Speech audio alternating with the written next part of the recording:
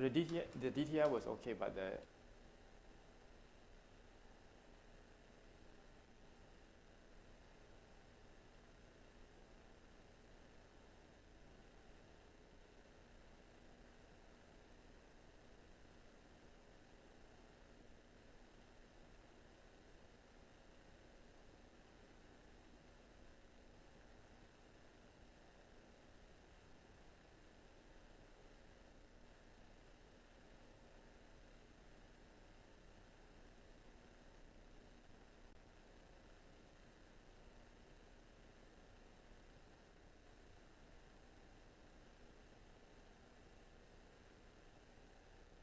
Okay, hi guys. So today is the last day for the unsupervised learning, and it's just a lab, relaxed session.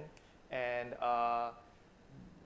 we will do. Oh yeah, we need to get like in case we want to, so we can share screens and stuff. Let me see.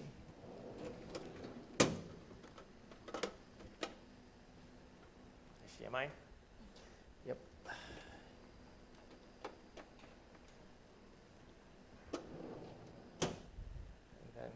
Behind. Let me get the other one for yes. Okay, so and we're just going to try out just one thing. We're not going to try to do two things, and then pretty much that's it. And then I will open this time for more flexible stuff. In any case, if there's nothing, then we can all just chill. And I actually plan to finish by about 11:30 or so, because later on the Brainhack School today there's a special session at 12 noon, which is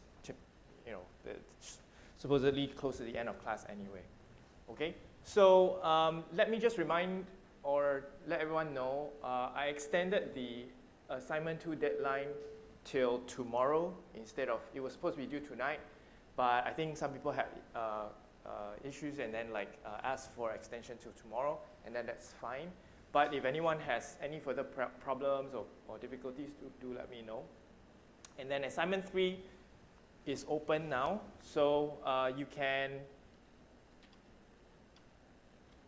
if for those of you who have submitted and some of you have submitted and all that, please go ahead and work on assignment 3, and it is due on June 19th.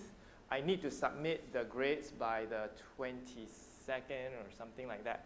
So please, it's a bit difficult to extend that date, okay? So otherwise it'd be very difficult to grade for me to submit the grades on time. So that's already pushing it. I mean, if you really need 1 or 2 more days, it's fine, but then it's I do need to submit the grades. So try to keep to that deadline. It's like the semester end anyway, so you shouldn't have classes or anything, so I believe everyone should be able to manage their time quite okay. But so today will kind of help you along with assignment 3 as well. That's the point of the lab today.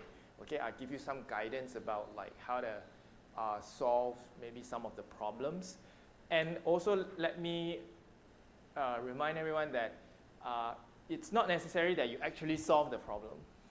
Okay, it's like you can try and then your stuff will fail, or it's not behaving or performing as you might want it to or expect. It's okay. Actually, I'm just looking for you to how you push yourself, and then how you reason out, why you did things that way, what you were trying to do, why you did things that way, and then why it worked or why it didn't work, things like that, and that's it. You see, okay? So it's not like you need to feel stressed, oh wow, everything must work. Please don't give yourself that kind of goal. That kind of goal is not so realistic within a course like this. That kind of goal is more like if you're doing a PhD thesis, then why it doesn't work, you get stressed and all that. But for a class, it's more like I try it out. For a class like this, at least, you try it out. It may work or it may fail. The goal really is more like how you justify and reason your thought process out. Okay, it's different from another kind of class where more undergraduate an exam oh yeah, of course you need to get 100 points, 100 marks, that kind of thing. Okay, but this is not. This is more like we open it to everyone, but it is cater as a graduate style, which, as you can see, things are more open-ended. All right. So just to remind everyone about the assignments, the spirit of it, and all that. So, and to highlight, therefore, the last one is worth 40 points.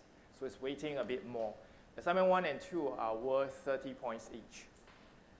This one is worth a little bit more.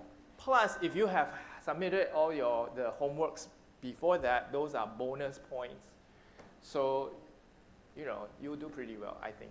Okay? So don't worry about that. Bonus points meaning I'm grading actually, 120 or 130 marks upon 100. So actually you can, 超过的这样子, yeah, if you submitted those things. Okay, so this course is just basically geared so that you guys don't worry so much about your grades, and feel free to try. Okay, so assignment 2, apart from the date extension to tomorrow, any difficulties, burning issues? No? Okay, then I'll go to the assignment 3 lab today. So this one, the assignment has 2 parts we talked about last week. First part is just to get you to implement the von der Mausberg network, which I already did in the Python, so to speak, but I sort of stopped short at the evaluation part. And let's hope we can deal with that today, okay? And to do that, actually, we can look at the von der Mausberg paper. Let's see. I have my, oh yeah. Okay, actually, let me.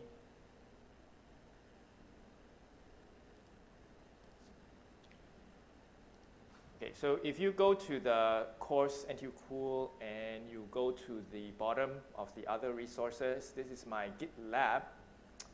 I keep saying I should put it on GitHub. I will do that someday. So it is on GitLab. It's fine. GitLab, GitHub is fine. It's the difference between US and Europe. So okay. Whether it's you prefer a Microsoft model, you prefer an open science model, right? Okay. So why I want to link to here is because here I share a little bit more about how I tried the network out when I was learning it in my doctoral training. So there's a PDF here, which is the assignment that we did for this course when I was learning it, and I will refer to it in a bit. But beyond that, I also wanted to link to the von der Mausberg network itself. Oh, why is it a wiki? Should be.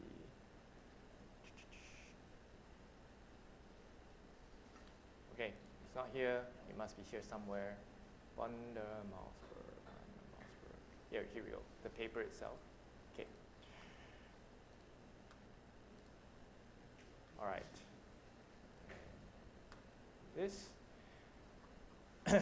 Because today, apart from implementing, we also want to do some evaluation, and von der Mausberg has already given us a kind of a clue as to the way to evaluate. I talked about this last week. I did not implement it in the Python because I want you guys to try it out and then see how you can navigate when I don't give you the clear solutions. See, you can sort of try to figure out how to get to here from what you have or what I've already given you, okay? So the first part is we're going to try that out in the lab, okay, and for today. So we're going to, you guys do the von der Mausberg in your own ways, and then after that, try to evaluate it, all right? And we'll evaluate it using what von der Mausberg had. And then beyond that, towards solving part 2, a key part, which I didn't talk to you about, was to be able to do this, which is what I did in the assignment I submitted when I was learning it. Is, let me go down. A key part is this, and we'll talk more about this later, is that, so this is the von der Mausberg network as we have set up basically first, but then expanded, which is that we have, our von der Mausberg network has 19 retinal inputs, that feed to 169 cortical layer, right? And then, and in there, there's an inhibitory layer as well, okay?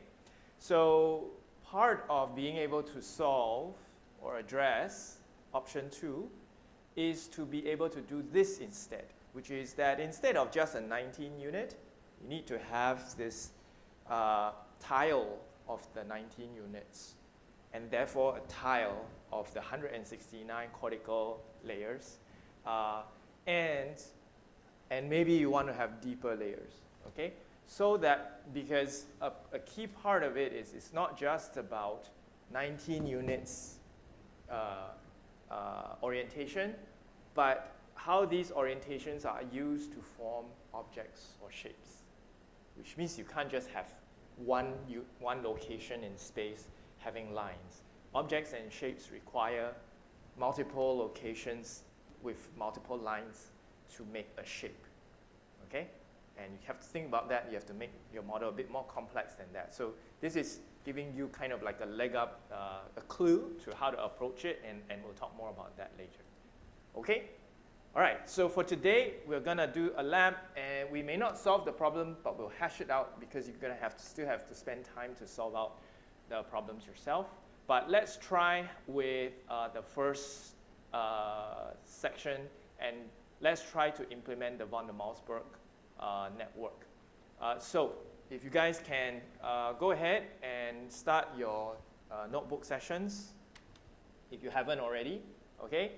And then what I want you to do is to turn on all, go through all the code, and then get to the stage where you have already trained the network, like as in here. So this would be what? Cell, is there a number here? Oh, I don't know what cell this is, but evaluating the excitatory layer by visualizing it. I want you all to get to here. And then after that, we will talk about sensitivity curves. Okay? So can you all do that? And then we will try to see if we can get to this. Let me give you a few minutes. Are everyone okay? 这边可能需要多一个 HDMI. Yeah, 等一下要分解. And if you need the adapter, you can get the adapter here, okay? Okay, so here's the mission. If you have gotten to, turn on your, connect your runtime and all that, and you have trained your network, let's say, what was the setting I asked for? Yeah, so the PQR, all these are according to these numbers, okay? And then train it for 100 runs. Let's just train it for 100 runs, okay? And after you train it for 100 runs, and if you evaluate it, you should be able to see that it has this nice cortical spindles. All right? Now the goal, after you've gotten this, is to be able to then probe this sensitivity curves. What are sensitivity curves?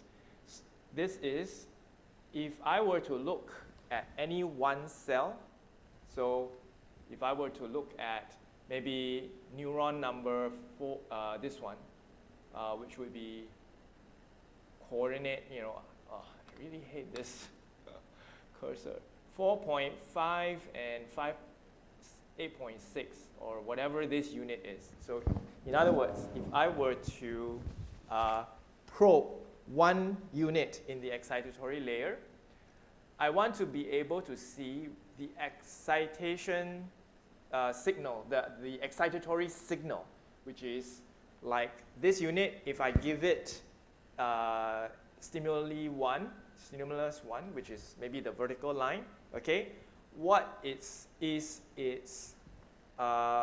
excitatory signal, which is the ReLU, you integrate, because the weights have been trained, you pass the vertical line input into the weights, and then it will result in, you don't let it do the 20 times stabilization. You just take the first time, okay, because it's already been trained. So you just want to know that when I give you the vertical line stimuli, what is this neuron's activation state, right? You take the pre-activation activity based on the weight, and then you pass it through ReLU, and then it will tell you the activation state of that neuron. And then you do it for stimuli 2, stimuli 3, you know, all the lines, so you get 9 stimuli. And then see if you can plot out the excitatory state of one neuron. Okay?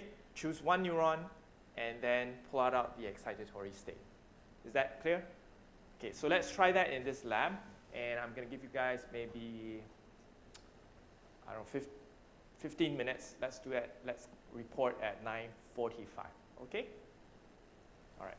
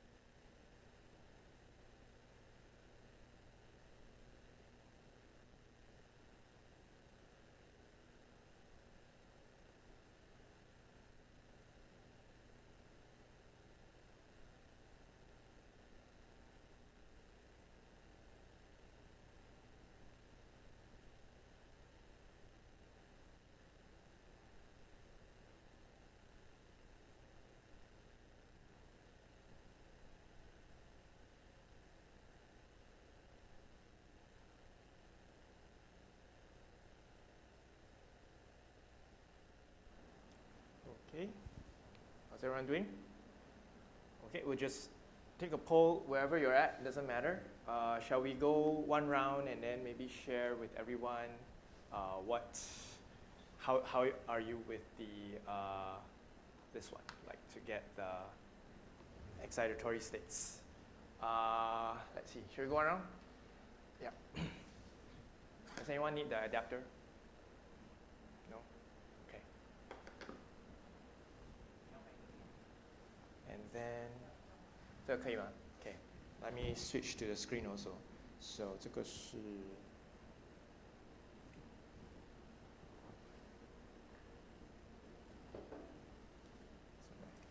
这样，每次都是要这样，对。Okay. Yeah, you need a mic. Sorry. Yep. Here.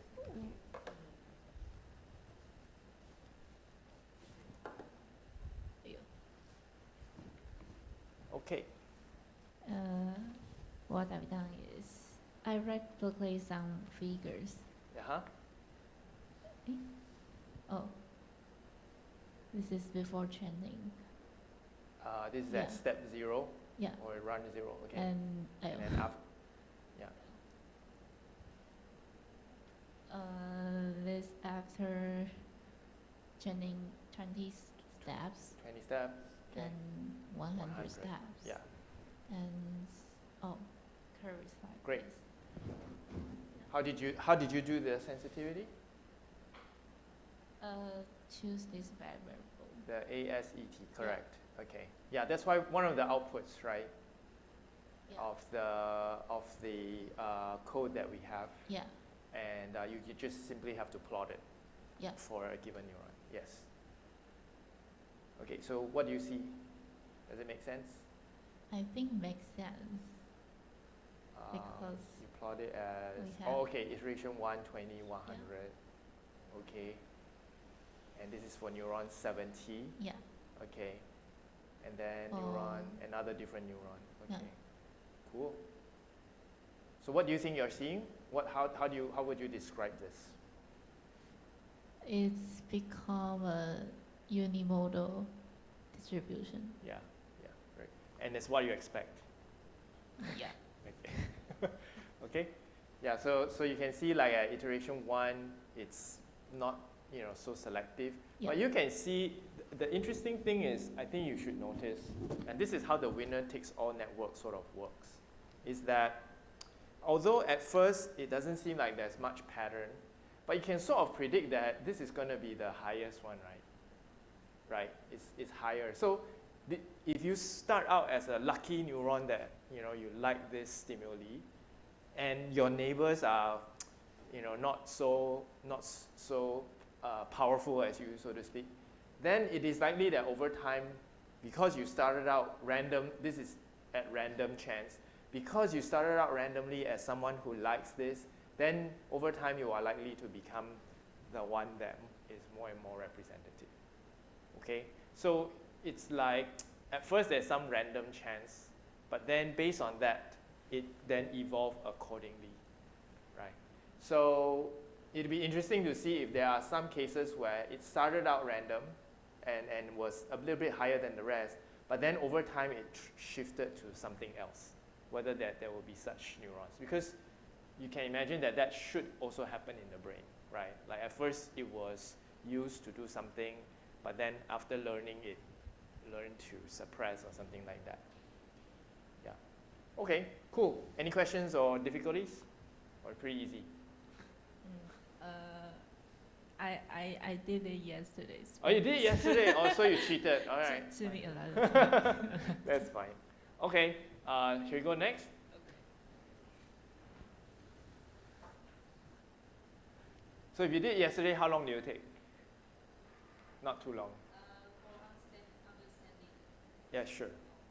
Yeah, but the doing is okay. Okay, good. All right.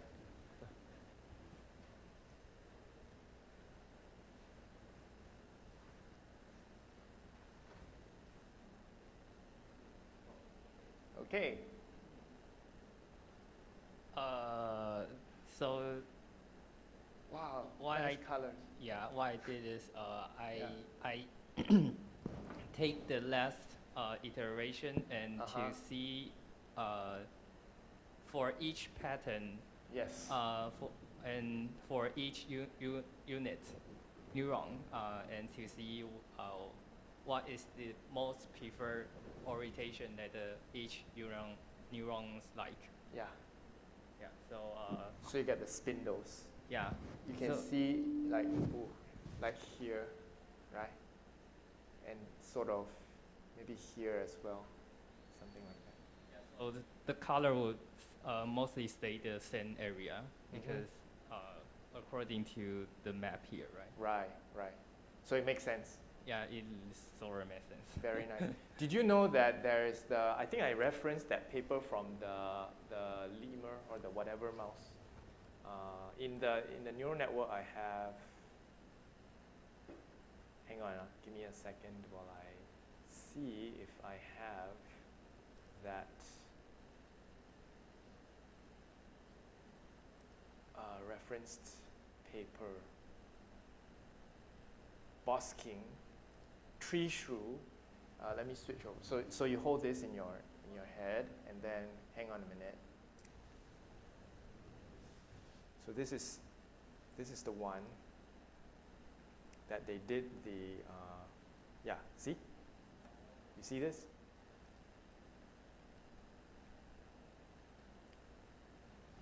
Yeah. So what you are doing is this. Cool, right? And this is not simulation, this is real. So they were able to use some optical imaging method in vivo, and they put the camera on the V1 surface of the tree shrew animal. I think it's a small, almost like a squirrel.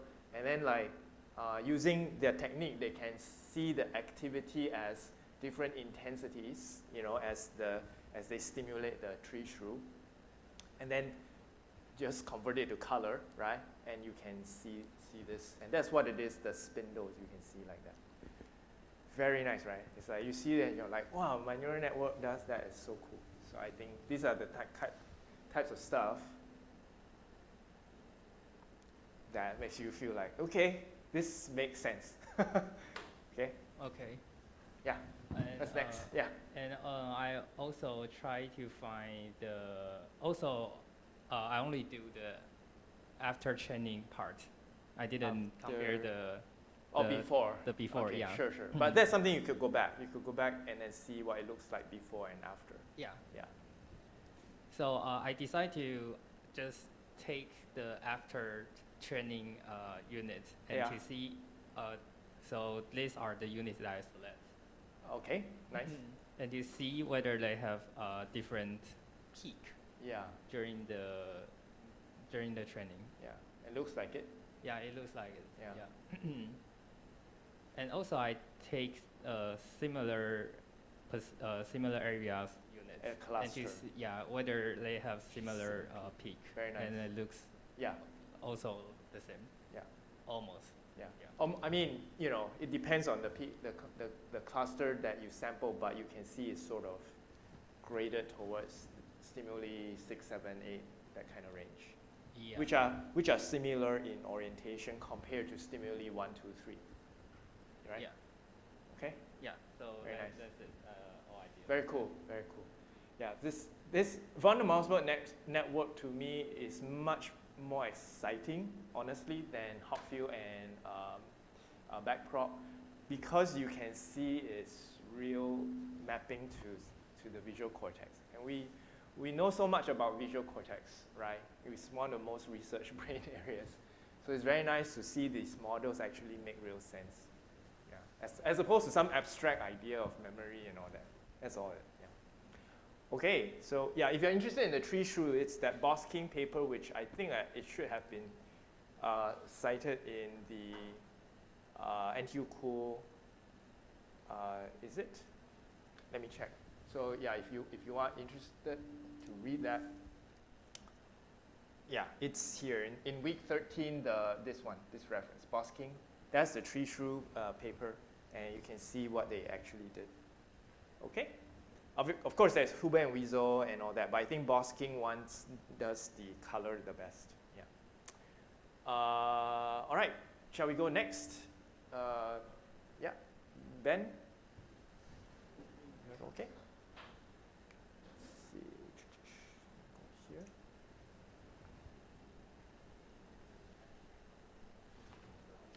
Hey, William, he needs help with the thing.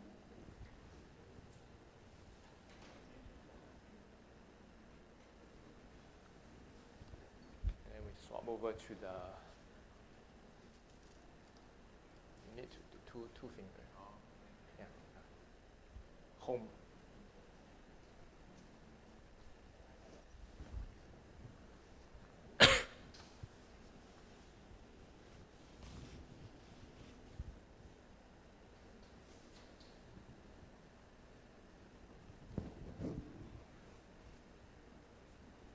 Wow.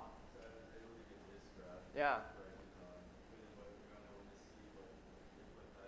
Yeah. Sure.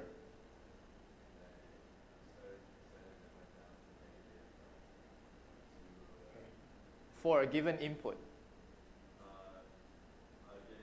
Yeah, because if you change input, it may not, yeah. Okay, vertical line. So it becomes like it doesn't like vertical lines after a while. Yeah, okay. All right.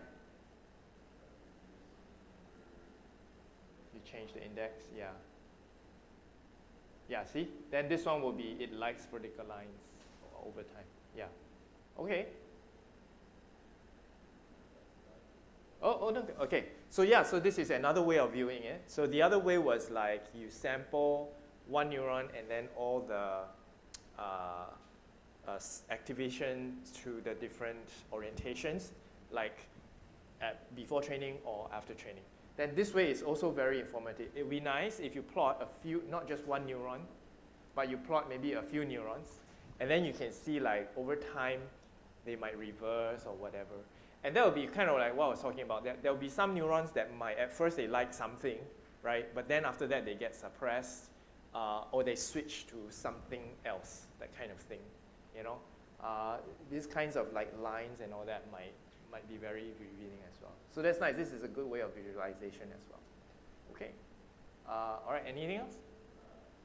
Okay, so great. So you want to work on also like looking through the other neurons, and then because later on you will be good for evaluation in general.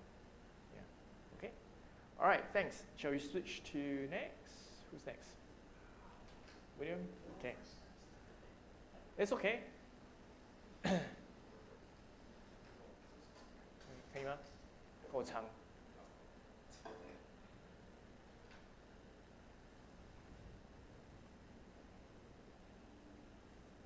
Okay. Okay. Yes. Hey, oh, could you use the mic? I forgot to tell you guys. Yeah, you need to use the mic. Otherwise, the recording won't. Yeah, Yeah. okay. Yeah. And can see the different neuron, the average activity level.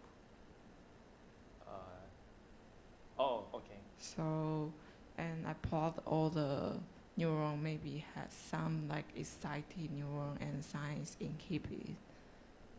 Oh, hang on. Wait, I can go back. So this one, let me understand it a little bit. So you have 169 neurons and their average activation level. What do you mean average activation level?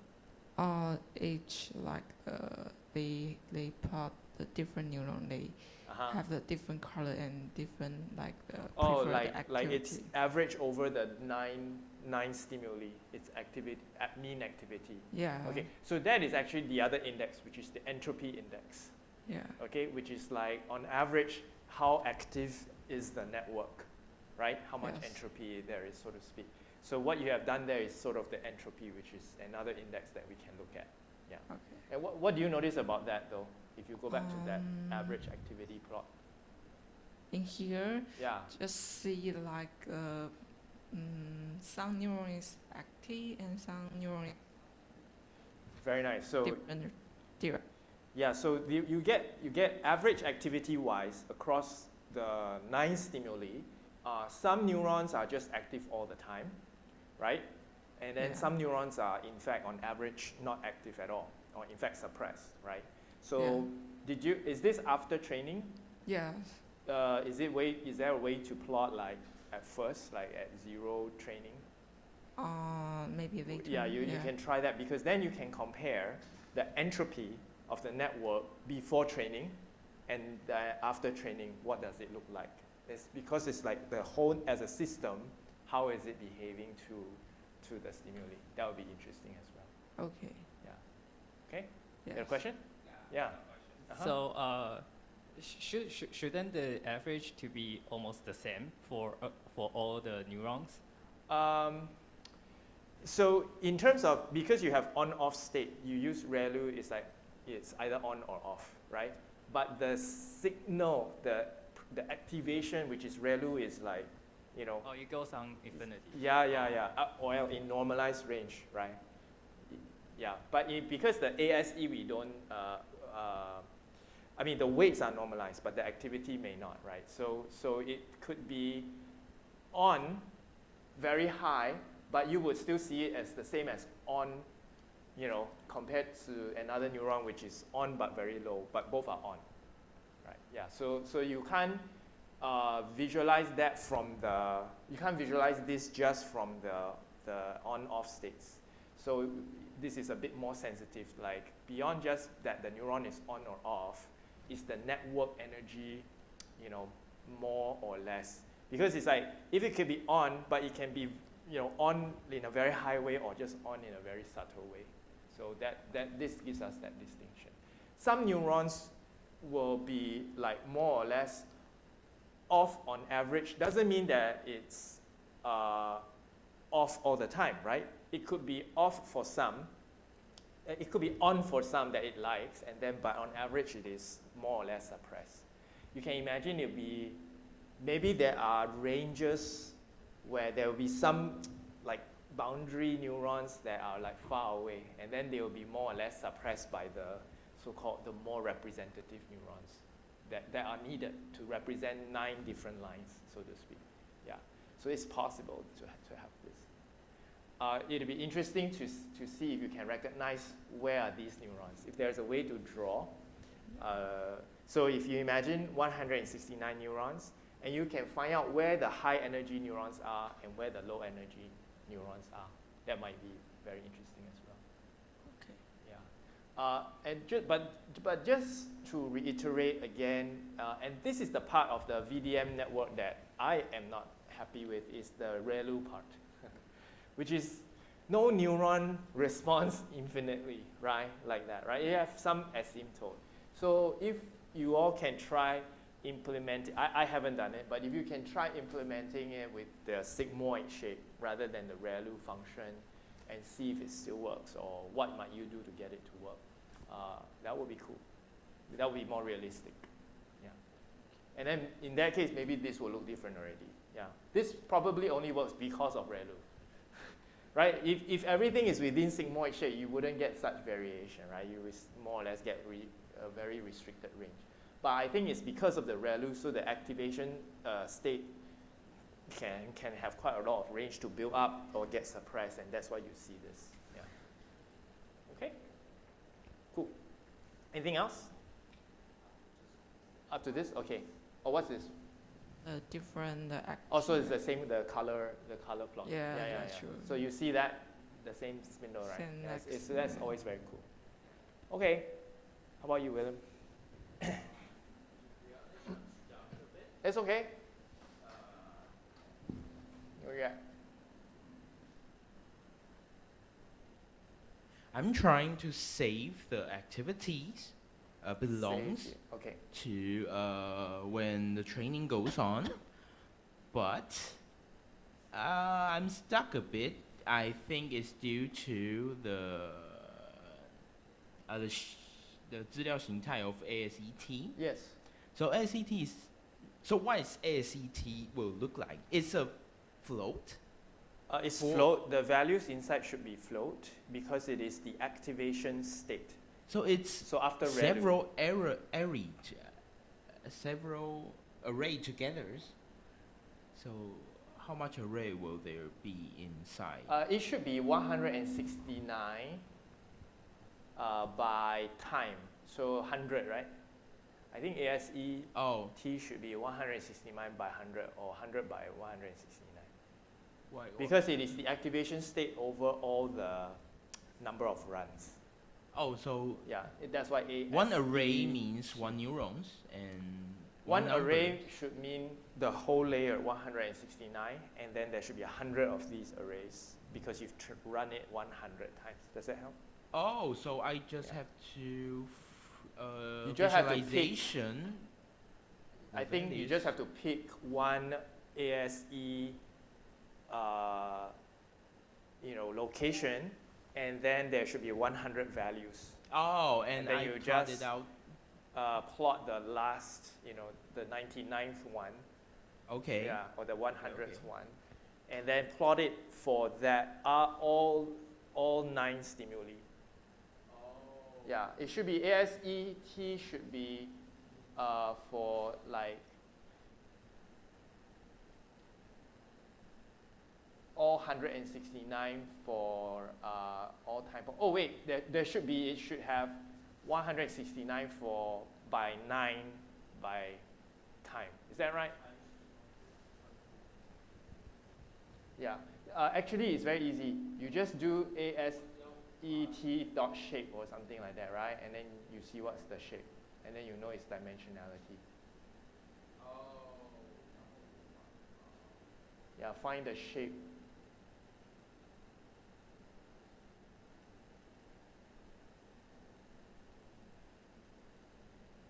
你不用这样子给它一个 variable， 你就叫它报告就可以了，然后你就知道 ASET 的 dimensionality 是什么。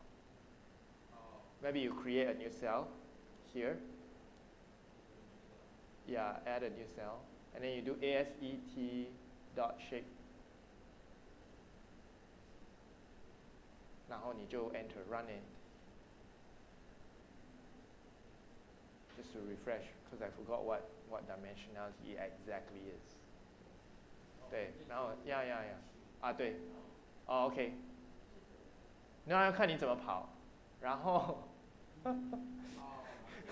这个有点怪怪。But then 你是不是跑了，然后就是它自己变形了？You have to restart. Yeah, go from the fresh.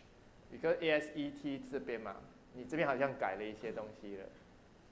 OK， 那在这里你做那个 ASET shape， 在这里 increase add a cell， 你就 plus 一个 cell， 对，然后 ASET dot shape 这样子啊，然后我们看什么 enter。哦，它是 list 吗？哦 ，then 它是那个 command 是什么？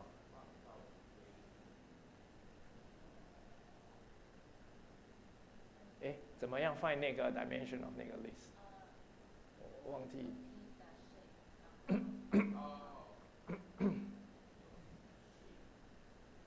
然后把 ASET 放进去，对。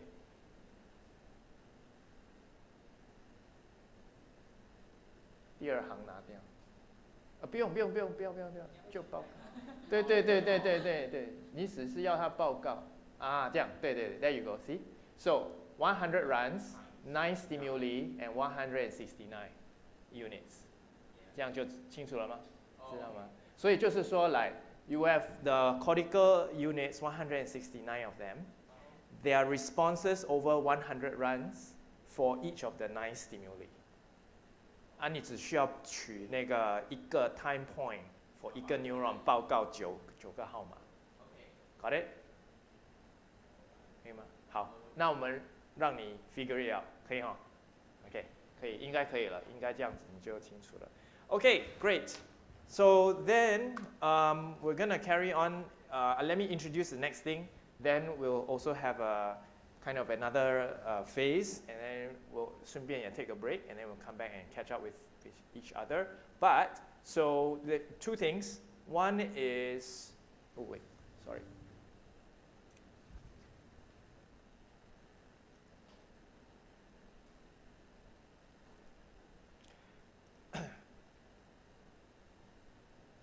Okay, just now,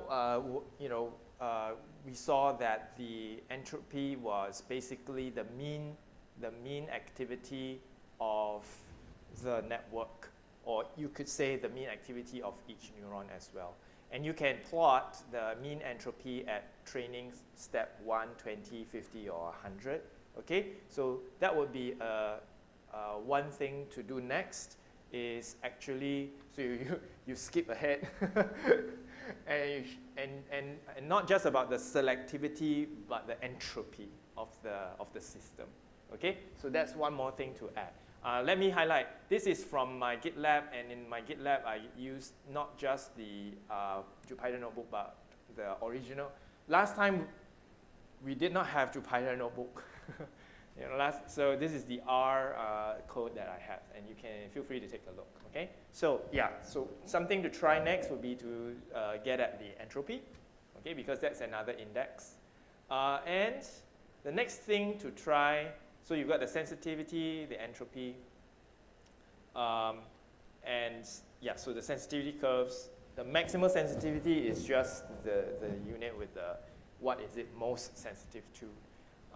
And then, or which are the units that have the maximum sensitivity as opposed to other units.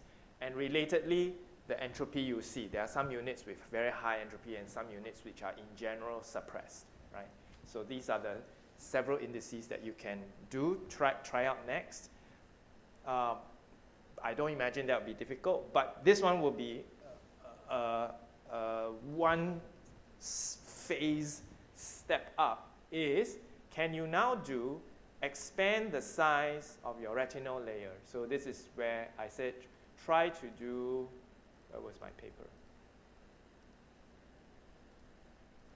Oh, try to do this one. So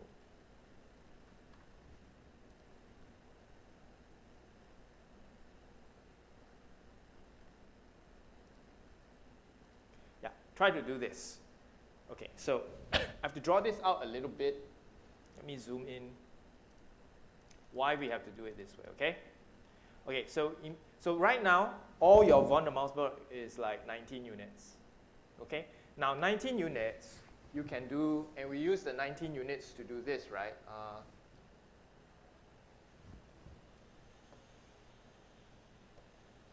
You use the 19 units to do this. Vertical line, like that, and like that, and like that, and like that, right? We use it to do vertical line. But if we wanted to recognize more complex things like shapes or objects or fundamentally shapes, it's not just a shape is defined by a combination of lines across different locations. At least in 2D, right? At least in 2D, let's say to draw a basic shape, you need a way to define corners. Okay? So to have a corner, no way you can have a corner in the 19 units. Oops. Right? It doesn't make sense to do this. I mean, you can try, but it's you'll be very limited. Your model probably won't be able to pick it up very well. And essentially also, is a corner a fundamental thing? I would say a line is a fundamental thing, and a corner is a higher order lines, right? So, psychologically at least, I mean, it may be that there are corner neurons. I mean, neurons are very smart, but let's just say that there's no such thing, that the fundamental unit is a line, okay? And therefore, a corner has to be something like, this, right? It's a very broken line, all right? Very primitive, all right? So that this thing here, if I use a big one, this is a corner, so to speak. I could say maybe here, let's let's have nothing. Okay? All right, and depending on the orientations, you get corners at different orientations, and you can get things like crosses, okay? And you might be able to, if you can expand it like this, you might expand it some more. You might do some more. Right? You can move some more, and then if you can do that, you can get more complicated things like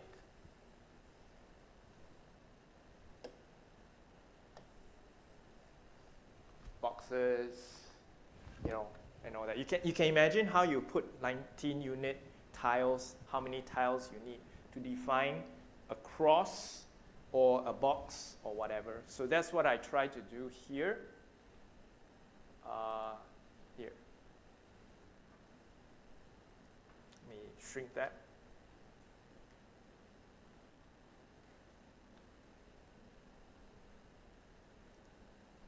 Sorry.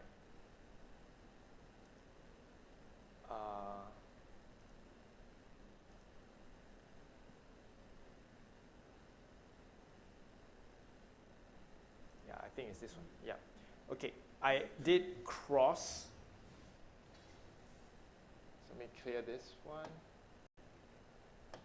Okay, so here this one is what it is it's a cross that is located in this location. So this is now my expanded retina, and I was trying to get it to have, like, there's a shape, okay, somewhere up there, as opposed to somewhere else. In other words, this is about spatial invariance. Or location invariance, meaning that if I see an object somewhere there, it is the same, or it should be the same as if this object moves somewhere else, in theory. Object invariance, yeah, not spatial. Okay, that if I move it elsewhere, the system should recognize that it's the same thing, it's just moved. Let me say I failed, okay? Or at least I don't think I really demonstrated it. If you have time, you want to read, don't waste your time. But if you want, you can read. I was just trying it out. We demonstrated it already. We already replicated VDM, but now can we use it to do more fancy stuff? So one of the fancy stuff I was trying to do was trying to get object invariance, which means that you have a shape. First, you have to define a shape. That's what object is, okay? And that this object, if it moves in different locations, would somehow be treated as the same category, let's say. I don't think I did that. I found something else interesting and all that, but I think at least with this basic setup, not so successful yet. I feel like I might need a bigger range of retinal inputs. In any case, this is the next challenge for you guys. See if you can tile your 19 units to be like this, okay? So let me clear this.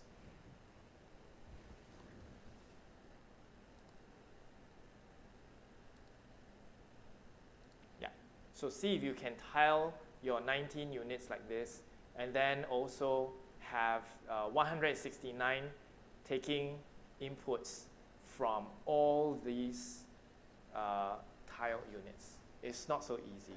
So this is going to take a bit more time. And so we're not going deep yet. We're still sticking to a retinal layer and then your current cortical layer with the inhibitory. But we want to have it map and tile. This is a big jump, okay? So I'm going to give you guys more time. Let's just say 30 minutes, okay? And then we can come back at about 11:45. 10:45, okay? And then we can see if we are close to that, or we've solved it, or whatever that we have various problems, okay? Any questions about this?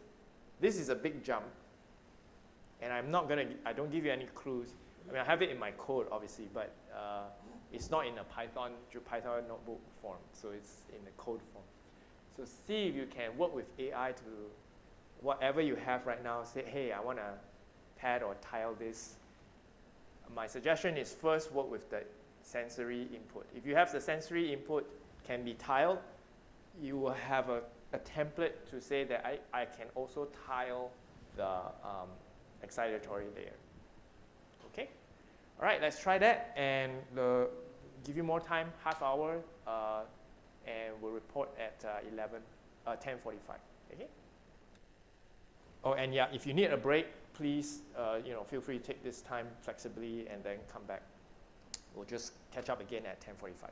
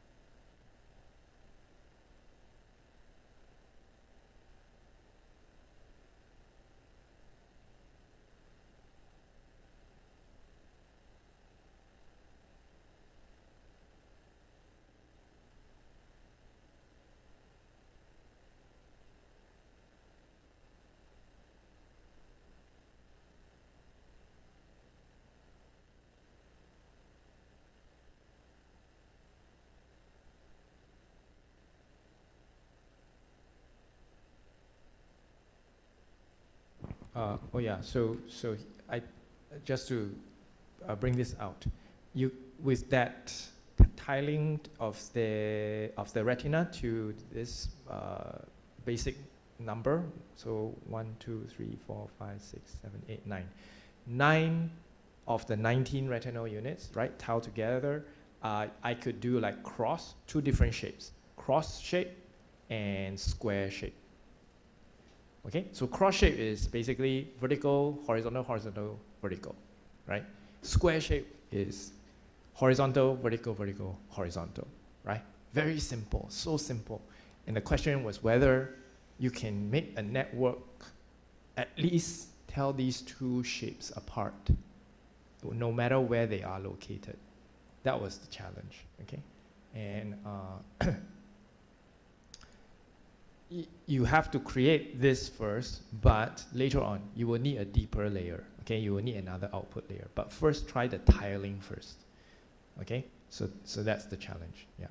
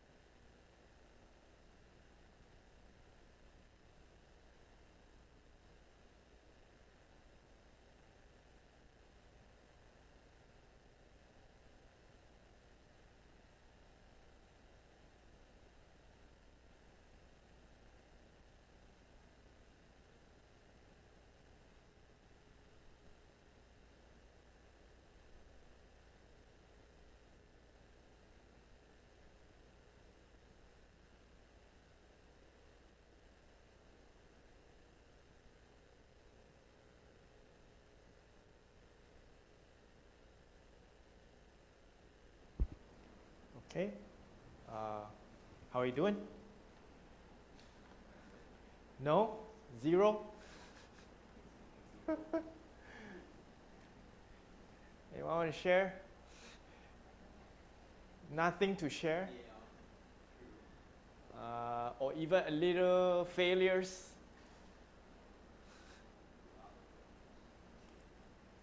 Or you can share your thinking if you haven't got there yet. Share your thinking. 想要做怎么样做 or stuck, or you have a question, 这样子我们可以一起 brainstorm. 没有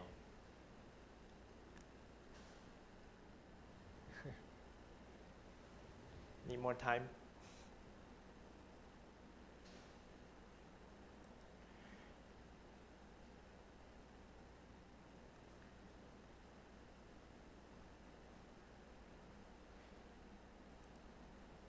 How about I digest the problem a little bit for you, okay? That's why I said to first deal with the retinal layer, okay? Because relatively this is easy. You already have a way to visualize 19 units here, right? Let's see, visualize stimuli here, right? You can do this already, right? Okay. So it is just a matter of, so I already have 9 patterns here simultaneously, at least just visualized, okay?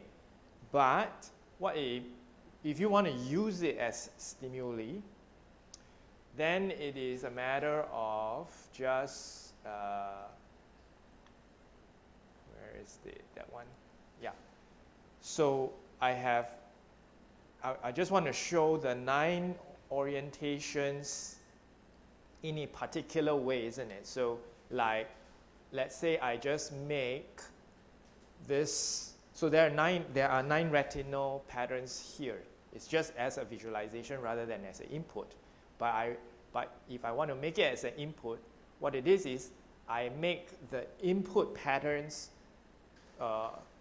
so let's just say this pattern 1 is this location, this is pattern 2, 3, 4, 5, 6, 7, 8, 9.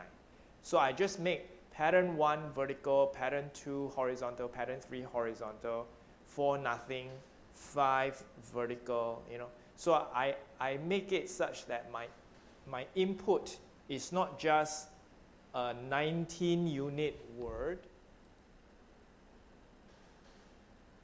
not just a 19 unit vector, but a 19 by 9 array, something like that. Okay, and then I don't just visualize it as a 3 by 3 grid, but I visualize it as a, you know, what is this? 1, 2, 3, 4, 5. 5 by 5 kind of visualization, and where only 1, 2, 3, 4, 5, 6, 7, 8, 9. So 3, 7, 9 have retinal cells. Everything else, you know, and then whatever these positions are, everything else is blank. Okay, and that's just to visualize all. So just work with the retinal input to see if you can make this thing, given that you already have a way to encode 19 units. So 19 units, right? And then here the 19 units are showing something else, but they are located in a bigger sort of hexagon grid location. So hexagons within hexagons. That's at least what is needed. Okay. The visualization is actually trivial. It's not important that you have the visualization, but what's important is you say like this array is array number 1, and this array is array number 2, and this is array number 3, okay? So that this must be vertical for the cross. This will be vertical, horizontal, horizontal, vertical, and then the rest are 0, right? Right? And then you And because each of these will have 169 units, so you train those, you connect it to the 169 units first. So you want to connect all these each to their own. You want to have a definition, a function where you replicate these 9 times first. And then you try to visualize this retinal input.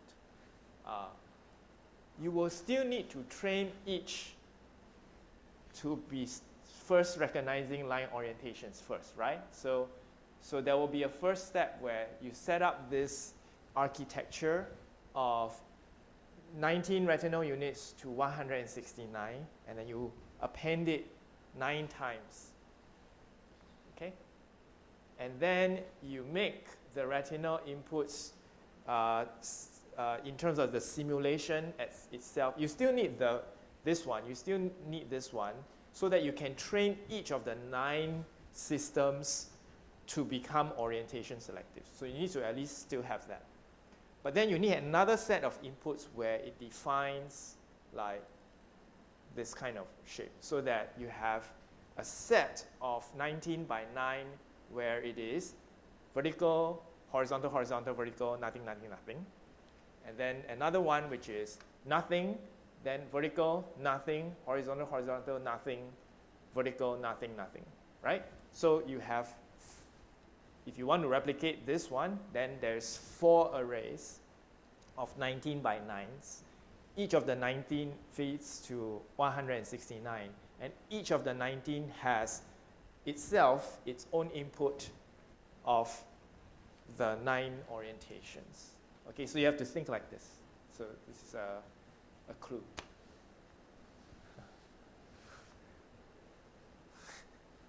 So the first thing is to be able to copy what you have now, but maybe 9 times. So make a definition so that you can copy your array 9 times, your network 9 times. And this copying can take 19 by 9 inputs, right? Each set feeds into each location. So in other words, there are 9 locations. Yeah. All right.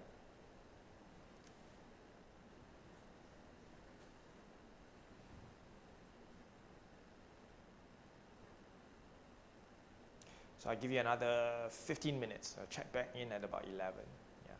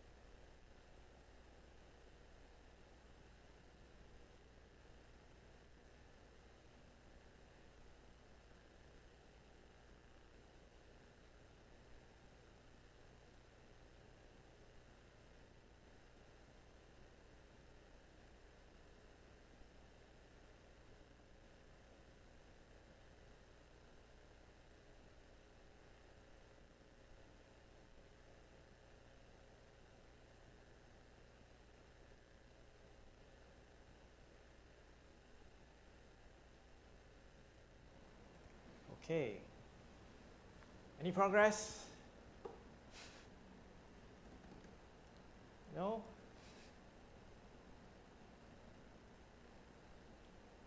A little bit? Let me check. Yeah.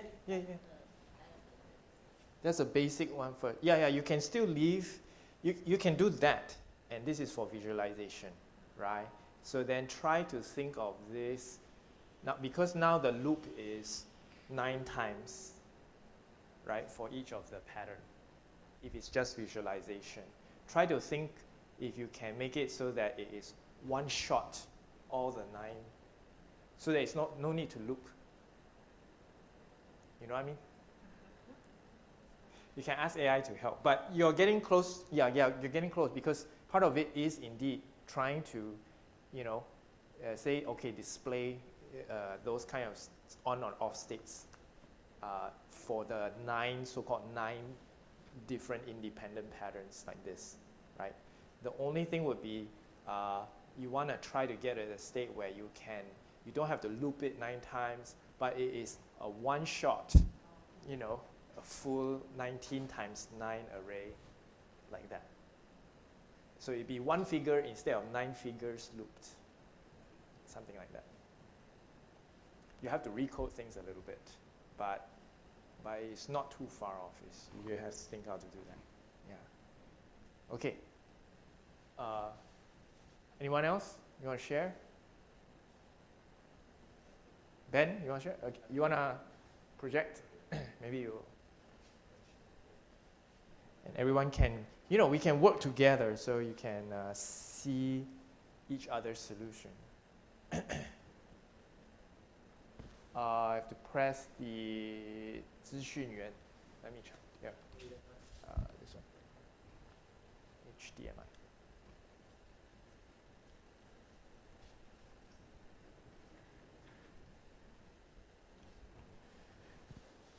You want to use the mic? Yeah.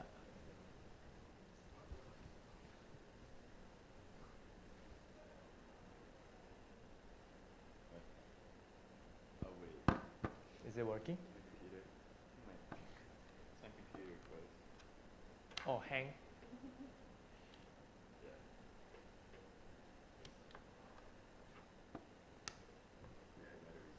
Oh, you gotta restart. Okay, never mind, we wait.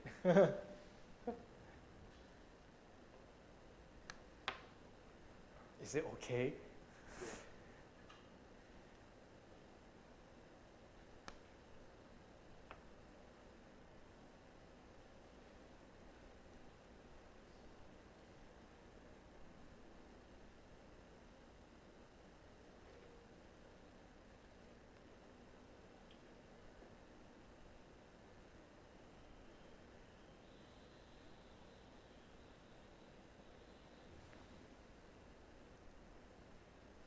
So what you have is you do a cross. You have this one, right? Then you do a cross. Is that right? Like this? Like here? Okay. You want to try to do it like, actually it shouldn't be a cross like this, right? It should be vertical, horizontal, horizontal, vertical. Because you see here, vertical, horizontal, horizontal. Oh, sorry. So it should be vertical, horizontal, horizontal, nothing, vertical. That would give you this one. Okay, if you were able to put this here, move this pattern here, move this pattern here and here, then move this in the middle, move this here, here, here, kind of shift these 9 arrays so that it becomes like a diamond shape like this. That's just visualization. The tricky thing here is that it's hard to, we are flipping back between being just visualization versus having it as a real input. Yeah, think about that. Are you resurrected yet, Ben? Okay, you want to switch over?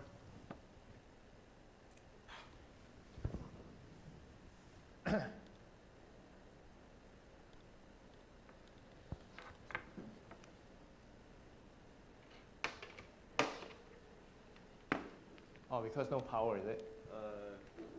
Yeah, probably just low battery.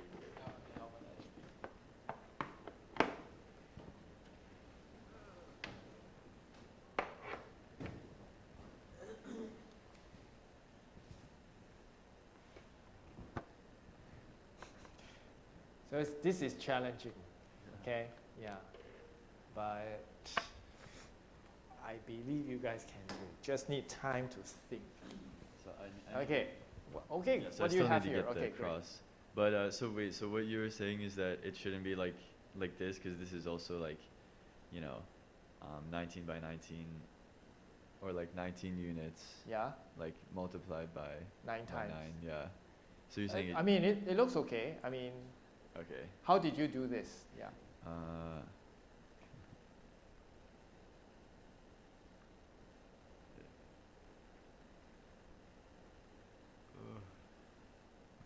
So you created one 19-unit grid first. Yeah, reuse, okay. And then, how did you make it so that it repeats 9 times in that configuration? I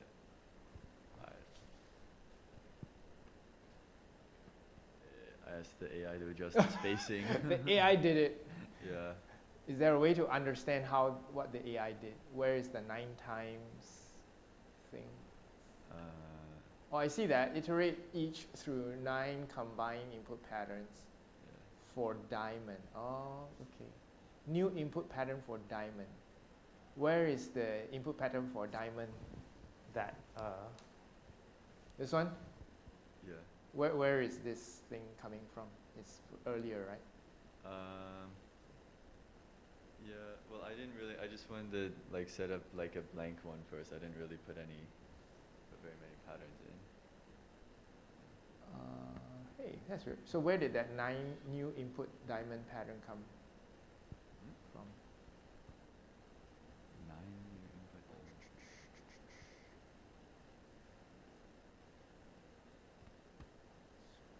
Determine the span. Okay.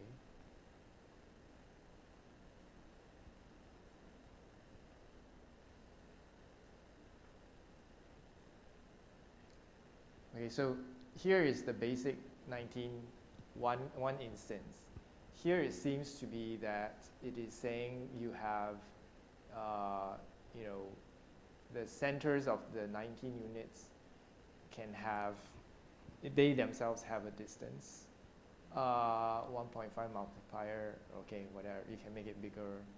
And then you define the centers for the 1, 2, 3, 2. Oh, okay, so you have a center vector here. And then,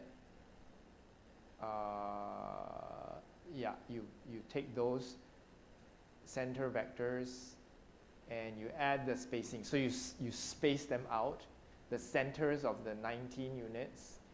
And so these are like defining their separation.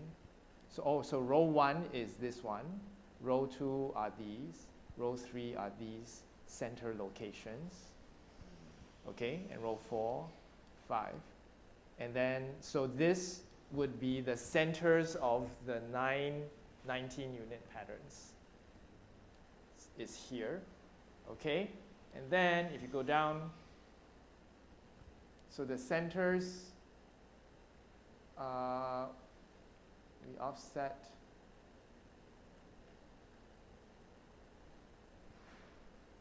So this variable here, where is it coming from?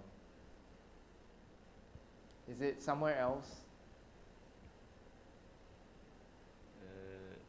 Because I don't see that just now. Yeah, I didn't define any input patterns or anything yet.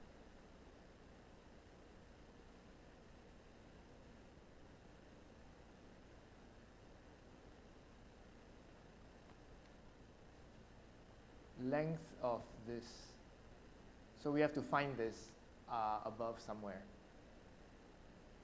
Is it outside of this cell? Maybe. It shouldn't be.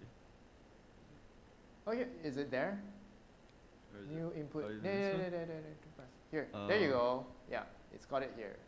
Okay, so yeah, there you go. See, wait. Go back to that Sorry. array there.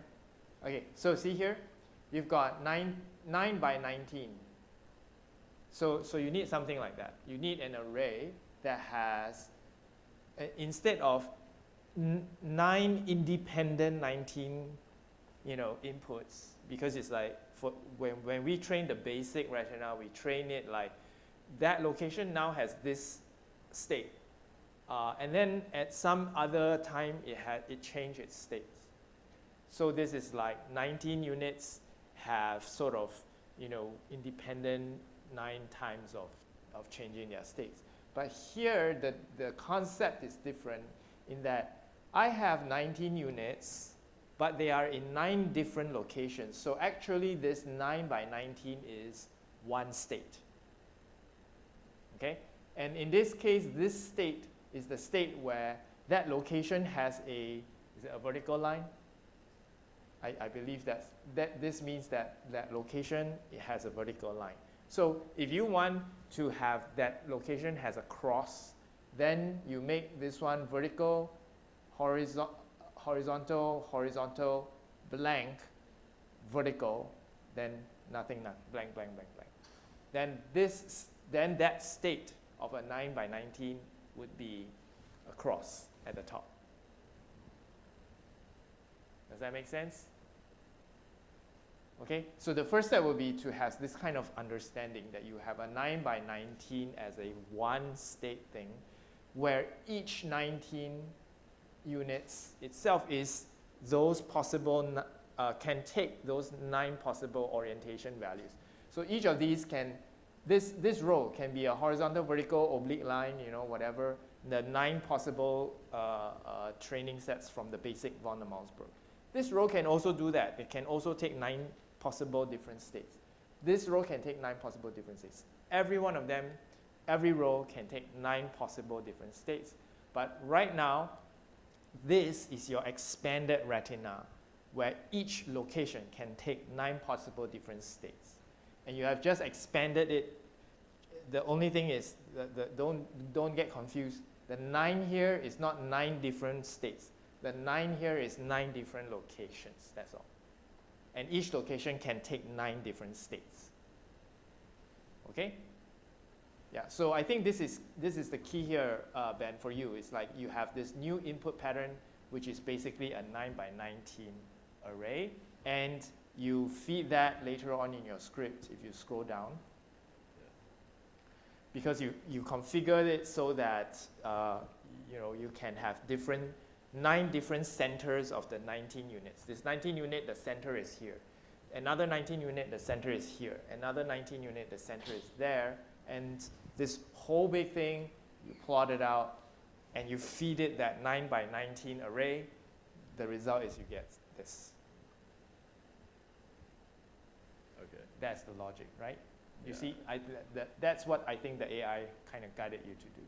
Yeah. Okay. So once I define like the cross, then like this whole thing's like. Okay, Correct. done. So if you understand that, you know how to define a cross. You go back to your 9 by 19 just now, that one, and you make the first row, the vertical line, the second row horizontal, the third row horizontal, the fourth row blank, the fifth row vertical, and the rest else blank.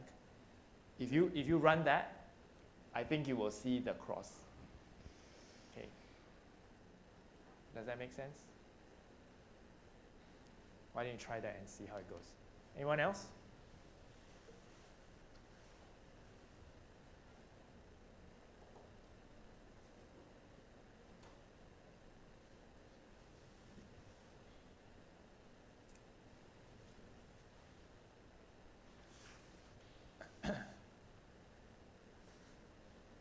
有吗？没有。No.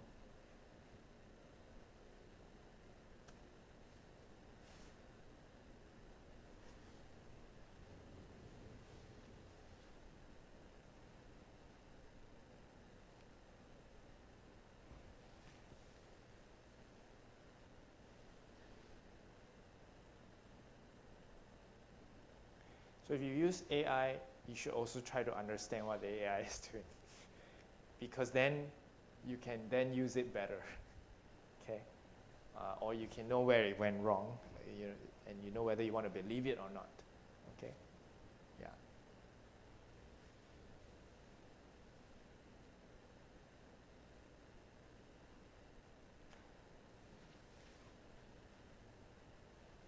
Let's give people another, let's say, 10 minutes.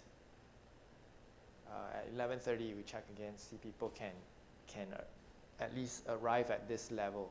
Like you can have these, you can have cross at different locations. You know how to control that, okay? Or box, okay? Try to show a cross or a box, I guess. Let's check in at 11:30.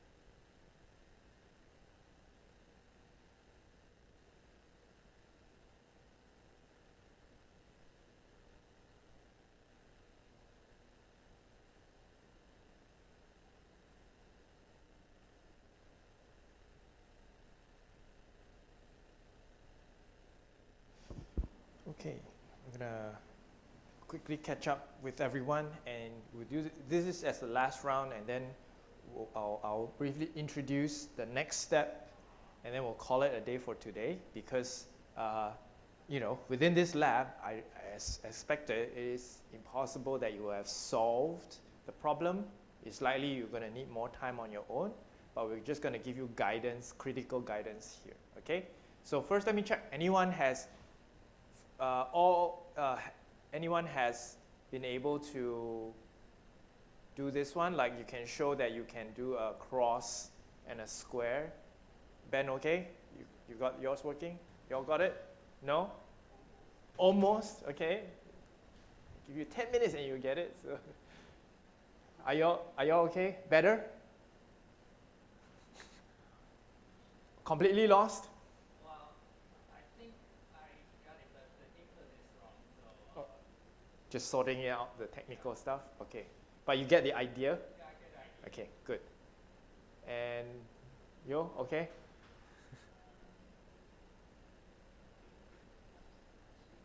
I No. actually tried two versions. Which one? So the version one is that the bigger one. Yeah, so instead of having 19 set, you have one big one. And did it work? I think it works. Okay. Yeah. And it still has the peak. Yes. The peak, so I think Yes. it works. Yes. I tried to implement the version of this one. Yeah. But the input is very hard to set up. Right. So I would say this is more clunky, actually, because it is about sort of independently manipulating different sets of the 19 by 9 array. Whereas the big one is one shot, it's actually, you just simply expand what you already have. It's easier, so to speak. Yeah, and actually in your version, I tried two versions again. So the version one is I map the 19 by 9 to 169 by 9. I didn't make it like this one? Yeah, I didn't make them independently. So oh, yeah, got it. but the other version I made it independently. Okay. So but and you can see if they work or they don't work. And they look the same because the input is the same. I don't know why, but I think it's because my input problem. So okay. If you have done it such that the two possible ways, right? So for the basic case where you treat this as independent, right, instead of one big array, so you have 19 by 9 arrays, and then you either link each to independent 169, or you could link it all to one big array as well. You could do that, right? Theoretically, they should perform differently. yeah, I think it should. Yeah, you would expect them to perform this. So you can go and validate and see where it's different. And the critical thing in terms of performing differently, really though, would be more like, you wouldn't expect like, the whole thing to be so different. But at least you would expect like within the boundaries at the edges to not have boundaries or edges if you have coded it as one big array. Yeah. That if you did it separately, the boundary here, if you see, would be a fake one, right? Because we imposed it by the code. Yeah. So that would be an expectation. So you can see if you can confirm that. Okay. Expectation. And also one finding is that Yeah. if I make it not independently, Yes. and it will have over 1,000 units, right? Correct. Then there's a in question weight. of whether your computer Yeah. can handle it. Yeah. Oh yeah, it takes really long time, like Yeah. over a minute. Yes. But and you need to adjust the theta because the threshold. Yes. the Correct. Because if you run really that much units, the value gets Very, very high. very, very high. Yeah. Yes. And everything is on, so you need to adjust the theta. Correct. So very good observation. So yeah, if you expand it, because the sum of the inputs is now over many more units, the threshold is going to be very easy to surpass, right? Yeah. Yeah. So that's why you also need to increase the threshold so that it's not so easy to surpass.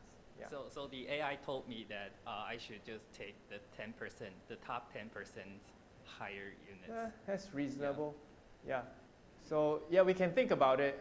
Are there other ways to do it, like more biologically? I mean, if you think about it, right? I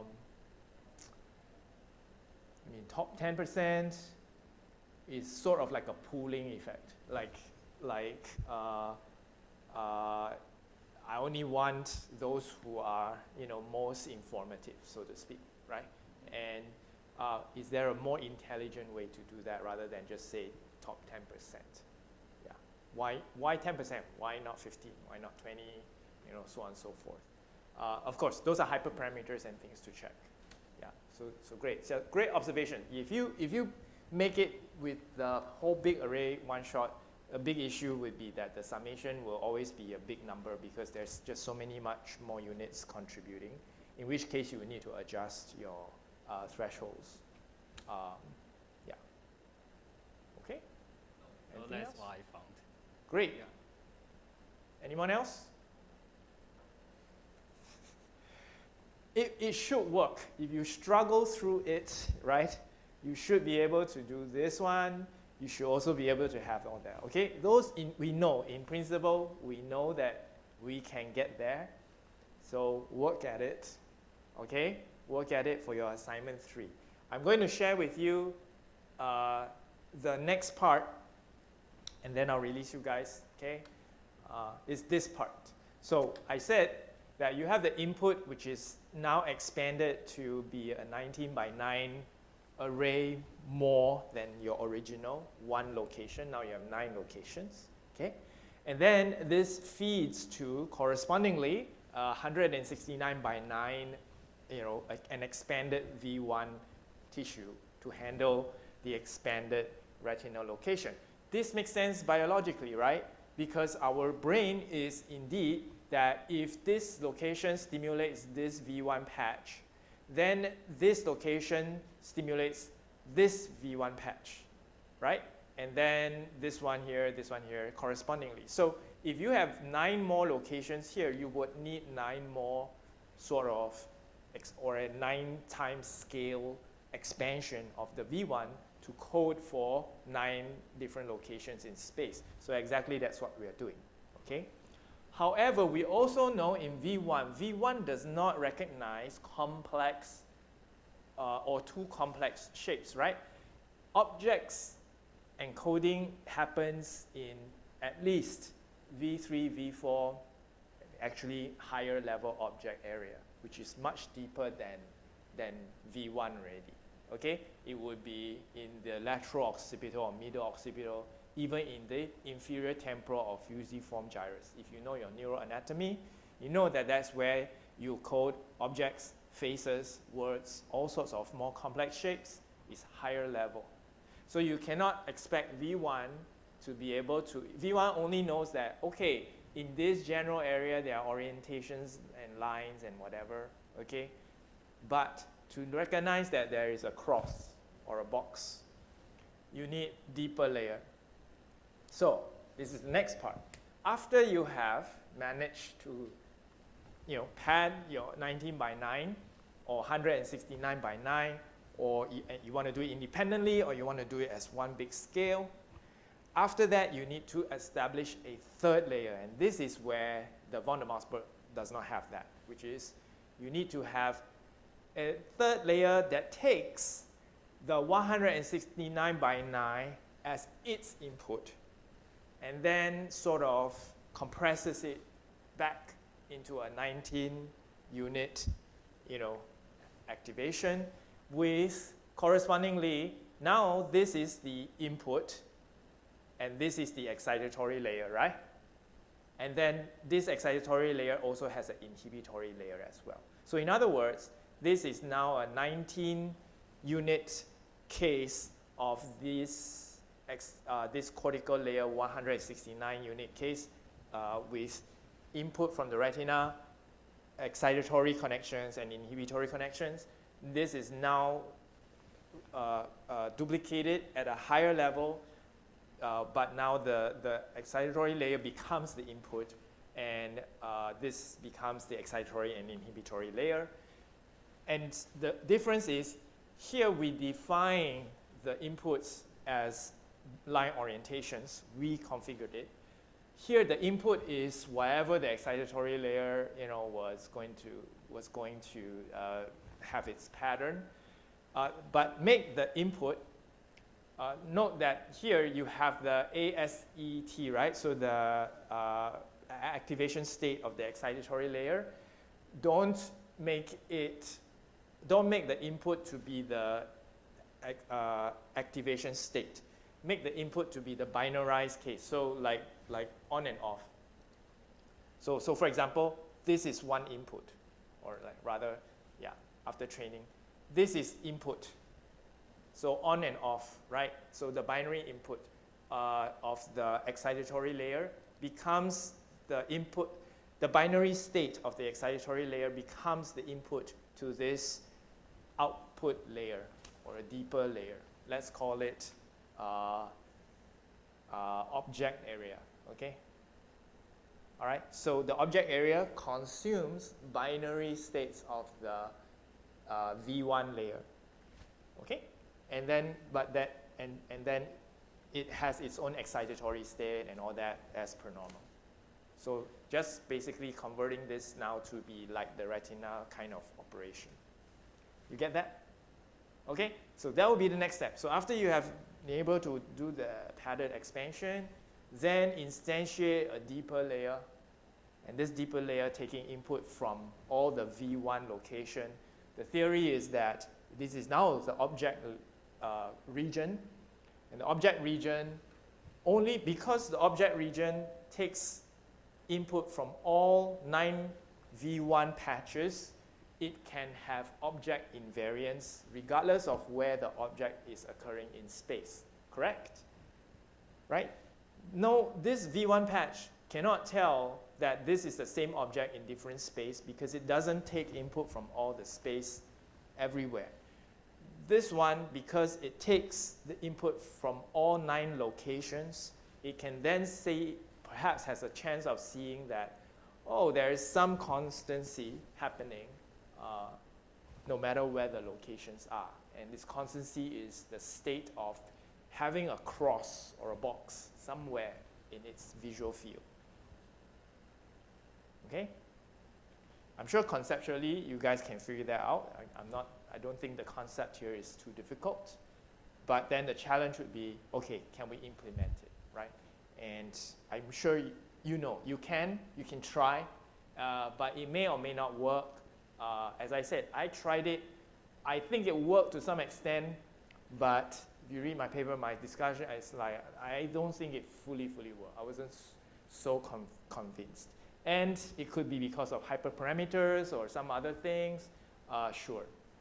Okay, but basically, as with class papers or assignments, it's not like you get to the perfection, but you do a fair amount of work and then you report where you are at for assignments like this. Okay? All right. Any questions about this? I throw this to you now. This is your last assignment, assignment 3. And it's like, open-ended. And if you do get it to work, as that's why we say in assignment 3, you can see if you want to apply it to other stimuli. For example, the MNIST stimuli. It doesn't have to be the MNIST stimuli. If you have something more fun than the MNIST stimuli, MNIST stimuli, please go ahead and try it. Okay. And as I said, you will need to be able to do this if you want to apply it to like other real stimuli. You won't work with just one 19 unit and the V1 patch, right? Obviously. So you need to make it bigger, and you need to have a deeper layer. Then you can have approach solving part 2 of the assignment. Okay? Okay, so I hope I pointed you guys in the right direction and you have a sort of a rough roadmap. Okay? Now the rest is up to you to try it. And I would say if in between, you guys have questions or issues, I mean, you can still email me and then write up in class. The due date basically is on the 19th of June. But before that, if you have issues or questions, feel free to contact me about the assignment. Feel free to contact me directly. It's fine as well. Okay?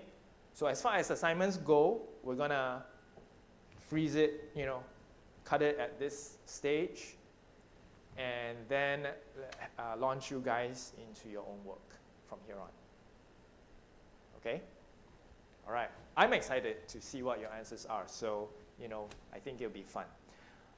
Next week, we will be doing the final class, and it will just be very informal talks, brief discussion on issues. Issues like overfitting. Issues like what about LLMs, DNNs, RNNs, what are those, and how do they fit here and all that. So it's not going to be too in-depth, but just to highlight and make linkages with, current real-life implementations that we know of. All right, and then that will be it. Okay. Okay, so that's it for me today. We'll stop here, and Brain Hack School will be starting at 12 o'clock. So let people who are in Brain Hack School have some time to take a break, and then we'll come back. I'll set up the thing because it's going to be the industry talk. So we'll just set it up as a hybrid call here. Feel free to go relax and then come back, do the hybrid talk. It should be about an hour, and then after that we can go for lunch as well. Okay? All right. Thank you, and we'll see you next week.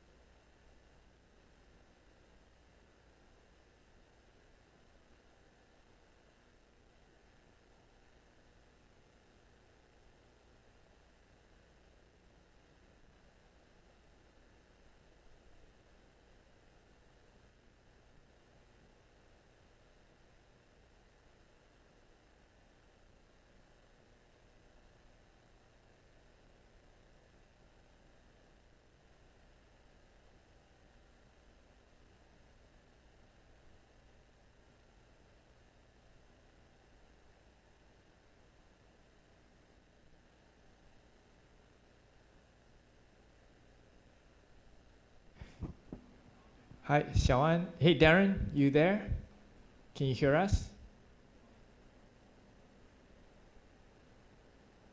No, I don't think Darren can hear us. 那我们麦克风。输入的话是在麦克风吗？麦克风好像也是在系统里面，然后不是在这里，在设定里面，所以应该是这我不知道。Windows。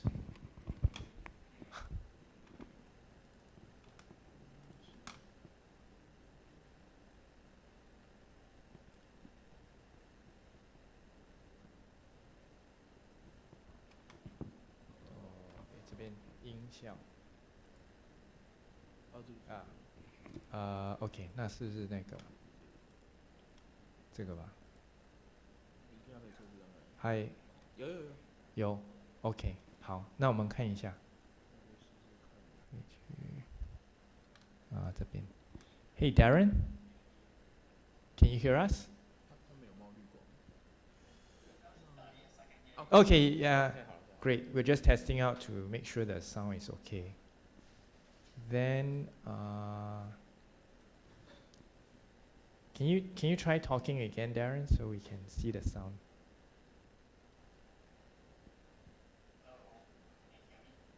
Yeah, hang on a minute. How about now?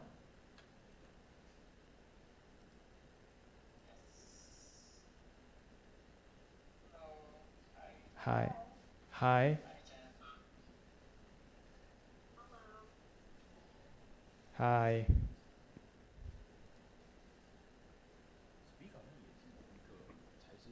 No. In like 10 years? Yeah, it has been 10 years. I'm eating food right now before we start. Jennifer, what time is it there? It's 8:53.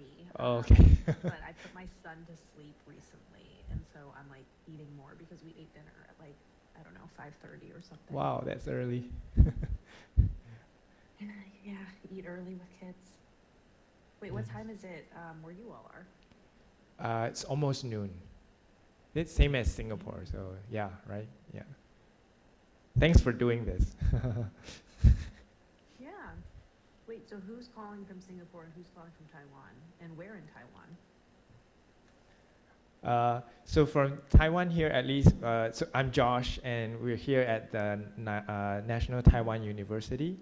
And then it is the College of Medicine, the Graduate Brain and Mind Institute here at Taida. So, and then I believe, I don't know if National Central University, whether they would be in on this hybrid call. They might come in online later. Yeah, so that's for National Taiwan University. And then Darren, you're doing Darren is at the Nanyang Tech and in Singapore. Yeah. I'm Googling where National Taiwan University is. So it's in Taipei, yeah. Have you been here? Okay. I was born in California, but I'm Taiwanese. Yeah, so did you come back? Yeah, I haven't been back in, I guess, since 2019, but we need to come back. Oh, okay, Yeah. okay. My mom is from Taipei. My dad Okay. is from Tainan. My mother-in-law is from Beisan. And Wow. my father-in-law is from Jiayi. Wow. So from all over. It's pretty, all the north, south, east, west, and then like, you know, kind of like the flat and then the mountain area. Yeah, got it all covered. I was joking to my husband that I had to do this when Darren asked because I saw that Taiwan was mentioned. I was like, oh yeah, gotta do it. Yes, no, the Taiwan students will be very grateful because everyone's looking for jobs, and they want to know what do I need to do? How do I get there? So I guess that's the point here. Yeah. It's also a very volatile time with AI. Yep, you said it. And we thank Darren for making the connection. Yeah. Wait. are we starting in 5 minutes, or are we starting sooner? I was gonna ask Darren, what have you been up to? I like You're a I like professor Darren now. host. Darren's hosting the session, so you decide. Yeah, we'll start at noon. Yeah, I think. Yeah, I think we'll slowly let audience in later. Yeah, I was gonna yeah, say, is been everyone good. else here audience? Like, do you want to catch up with everybody who's listening? I can't tell how many people are listening. I think currently it's just the teaching team from Oh, both okay, sides. okay. Yeah. The students are not in yet. Yeah, I've been good. Yeah, I returned to Singapore in 2021. Okay. Wow, during the yeah, pandemic. Yeah, and yeah, I've been 诶， teaching 你上次用这个 at Nanyang Technological University in Singapore. 哦，那个 right since 文 then. 件 right？ Did you do a postdoc, or like when did you graduate from Vandy? No, I didn't do a postdoc. I was on a scholarship offered by the university and the Singapore government. So I had I returned to Singapore with a job lined up for me. Yeah, so Amazing. Yeah, very lucky. But yeah, I didn't get like a rich experience and trajectory like you did. And yeah, really 诶，怎么 excited 做啊？ to hear more about how you 如果说 transition from academia to industry and yeah, and especially to doing neuroscience after your PhD. Yeah. It like simultaneously feels like it was yesterday, but also it was so long ago. Like, I guess I've been working now in tech for 7 years.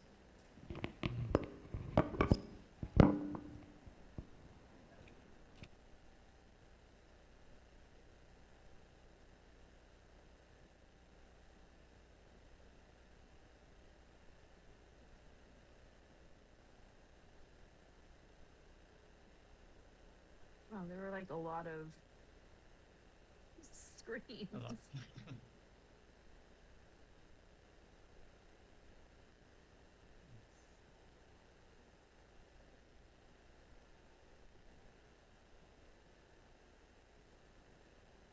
Oh, I feel bad. Will students be calling in over Zoom, or?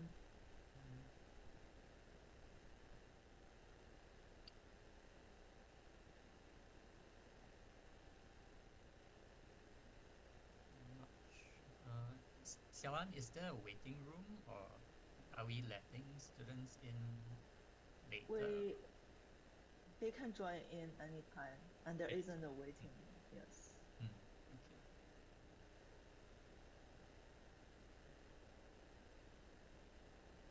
I think the Taiwan side, the students are on site, right? Oh, Other students, yeah, they might be in the classroom already. Yeah, so Jennifer, I do wasn't you sure. need to share screen or like do you have any slides? No. I'm in my pajamas right now. No. This is be very casual. Yeah. You're gonna be that's asking me stuff, right? perfectly fine. Or do you just want me to talk? Yeah, I guess you can. Yeah. It is pretty casual, so perhaps you can share your journey with us, and then we'll see. Anyone else? If anyone in the audience has questions, if not, I can start the ball rolling with some questions that I have. Okay. Yeah, I just reviewed the Are questions you that you sent comfortable me. with that? Yeah. Okay. And do you want me to start with what? Like end of grad school to now, or postdoc to now, or just first job to now? Yeah, I think from grad school to now would be great because yeah, in the audience undergraduate and graduate students, and they could be thinking about pursuing a graduate degree or Oh, going interesting. straight to Okay. industry yeah. So yeah, I think your journey from grad school to your postdoc and industry would be yeah, would be great for the audience. Okay. Maybe I'll start with undergrad then, because I went straight from undergrad to grad school. But I'll try to compress it because so we can just save time for questions. Sounds good. Thank you. Yeah. Are we starting now? Or just tell me whenever we're getting going for real. Okay.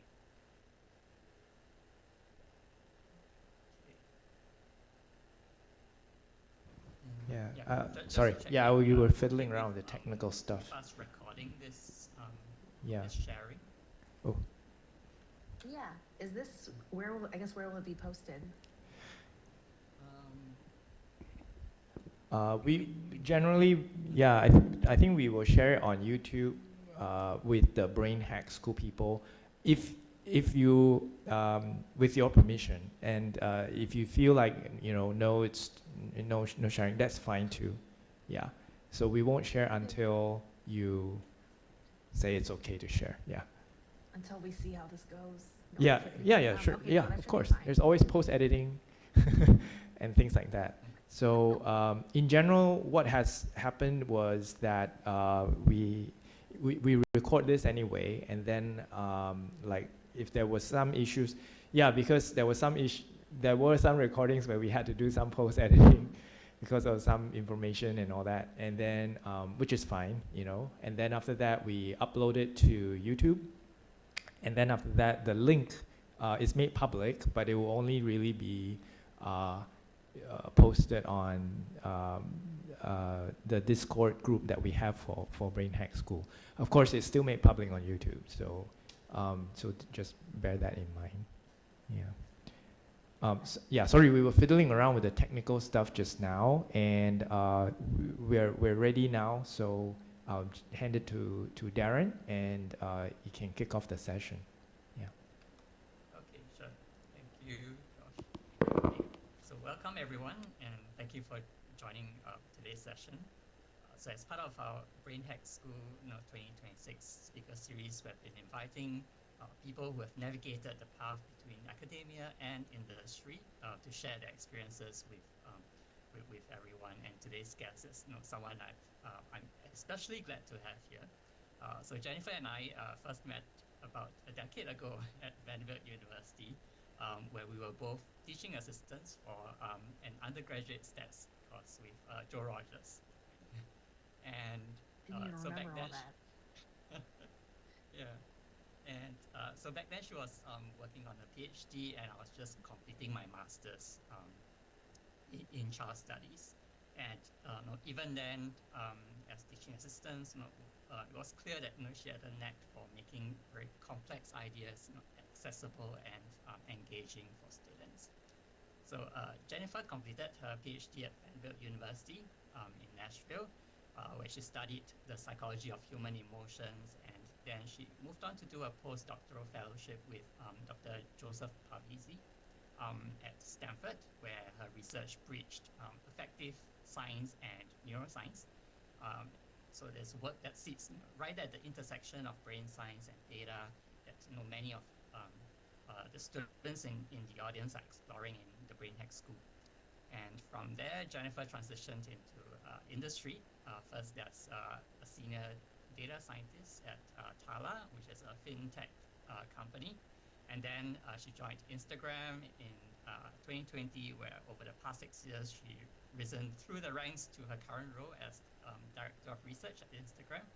So a journey from studying emotions in the brain to understanding how billions of people experience a social media platform is a very fascinating one, and I think many of you will find it both inspiring and practically relevant as you think about your own career paths. So Jennifer, welcome. Thank you for agreeing to share your experiences with us. And over to you. Hi, thank you for having me. Yeah, I'm Jennifer. Or I mean, you can call me Jen if we ever interact after this.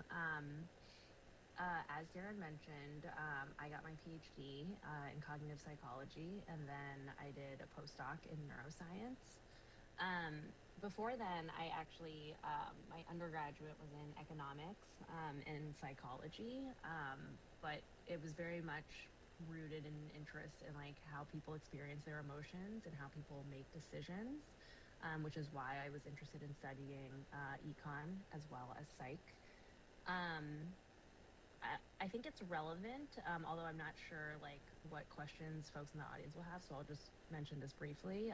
But I think it's relevant to know that I went directly from undergrad to grad school because I was really interested in doing research, and the guidance I got at the time as an undergraduate was that like if I really wanted to go deep on research and follow my curiosity, then like grad school was the right path, versus like going to industry first before going to grad school. It's just like a different skill set that you hone.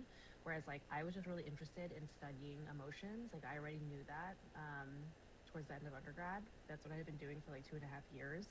And so that's why for me it was a very like clear and interesting choice to go to grad school. And I was lucky enough to get into a program where I could study emotions. And that was like the through line through actually like everything that I've studied, even now as a researcher in industry. I still very much think about like the human experience of emotions and how people think and behave. But yeah, so going back to grad school, when I was at the end of grad school, I did not know if I wanted to be in academia long term. Um, but the advice I got that was really helpful was that, like, if I'm not sure, go do a postdoc. Um, because if I leave academia now at the end of grad school, it's a lot harder to come back. It's not impossible. Like, I actually had talked to some people who did do that exact path, and like one of them's a tenured professor now. But it was not common to like get your PhD, go work in industry for a few years, decide you don't like it, and then go the other way. And so for me, I was like, okay, if I'm going to do a postdoc, because there are a lot of tough things about academia, I was like, I'm going to be really picky and study something that I'm like extremely passionate about. Otherwise, I'll throw in the hat and I'll figure something else out, whether it's going to industry or working, in government as a researcher. And then I got lucky again to work with Yosef and also James Gross, who's in the Department of Psychology at Stanford. I worked with them. My postdoc was like so wonderful, but also so hard. But I like think fondly to those years as again like a time where I could just spend focused on research, doing a lot of writing, doing those things with like people I really admired and had good friendships with. But it became clear to me after about like 2 years of doing the postdoc that like even though things were going really well, I was still like, like I don't know if I want to stay in academia. Like I kind of the things that I valued, especially like stability. Like I just wasn't sure that I would be able to cut it doing the academic path. I grew up in Silicon Valley, like in Palo Alto. Um, all my aunts and uncles like pretty much work in tech. My parents work in tech, and so it wasn't unusual to me to go from like getting a PhD to eventually working in tech. And so that was what I started pursuing, especially because my postdoc was in the heart of Silicon Valley at Stanford. Um, I thought the job search was going to take like 12 months. This was back in 2019, so pre-pandemic economy is better than it is currently. I thought that it was going to take like 12 months just because honestly everything in academia takes forever. So I just used that heuristic to be like, okay, I should start applying for a job now if I want to be employed a year from now. And it actually went a lot faster. I think that's still the case now. I think it's harder to get a job now, just like with the current economic climate, but it still does feel fast in that, like, it felt like new job postings were coming up every week. Applying to them was like pretty light compared to applying for a grant, for instance. And then I would hear back much quicker than what I was used to in academia at that point. Because when I went on the job market, that was 2019.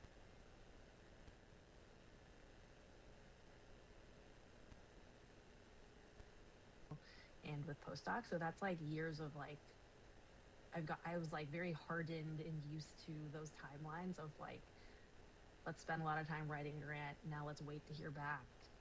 Okay, let's do the same thing with papers and, you know, et cetera. It takes a long time. So like applying for jobs, pretty lightweight and easy. Getting a job, different situation. But I think that that is still similar today, where the cycles are just a lot faster and you get feedback quicker. So anyway, I had expected 12 months. I think it was like started getting interviews within like 1 to 3 months. I think what really stuck with people was like having deep statistical background. So that's definitely what I suggest to people to focus on at whatever phase they're on, like undergrad or grad school. Yes, like now AI is big, right? But I still think that like having statistical knowledge is important in knowing like when, if like you're working with an agent, like when the stats they're giving you are like totally half-baked and incorrect.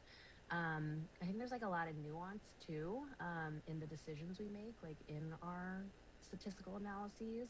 Like, should I use a, you know, logistic regression, or should I do something like more complicated, like a predictive model with like random forests?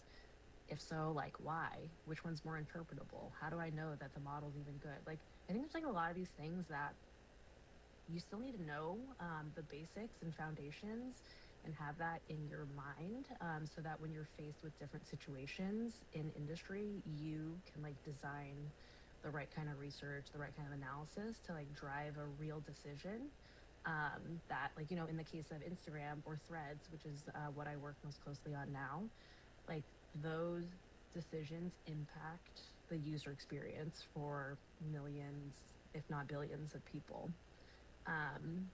And so I think it just goes to say, like, I was reviewing like what I wanted to talk about today, and I was like, it's weird because AI is like is evolving every day right now, and so that's actively changing. I think how students and people in the job market should think about preparing, but I do think there are still some core skills that like you should double down on even more now because they're going to, it feels like they're going to become even more rare as time goes on and people become more reliant on these tools to do things for them. And I see that like even in my own work now is like I use AI every day. It is massively helpful, but it also gets some like really basic stats wrong. So I'm like, geez, I'm glad that I like actually studied this stuff and did it all the time, right? With like writing papers and stuff. I see all the professors like smiling and grimacing because like we know what it's like to write a paper. And so I think like having all